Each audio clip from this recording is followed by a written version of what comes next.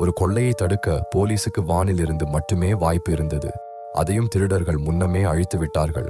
டொய்ரூபம்பம் ஆண்டு September Stockholm அருகே ஒரு G4S பணக்கிடங்கு.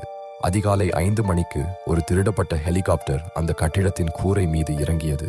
ஆனால் அதற்கு முந்தைய இரவு யாரோ ஒருவர் போலீஸ் ஹெலிகாப்டர் நிலையத்தின் வாசலில் ஒரு போலி வெடிகுண்டை வைத்தார்கள்.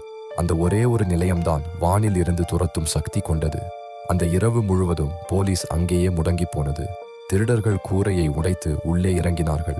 கோடிக்கணக்கான குரோனர் எடுத்துக்கொண்டு மறைந்தார்கள். போலீஸ் வானிலிருந்து கண்காணிக்க முடியவில்லை, தரையிலிருந்து எட்டவில்லை, கடலில் இருந்து தப்பித்தார்கள் என்று சந்தேகம். பல கோடி மதிப்புள்ள பணம் இன்றும் கண்டுபிடிக்கப்படவில்லை. இது ஒரு கொள்ளை மட்டுமல்ல, இது ஒரு யுத்த திட்டம். எதிரியின் ஒவ்வொரு நகர்வையும் முன்னமே யோசித்து செயல்படுத்திய திட்டம்.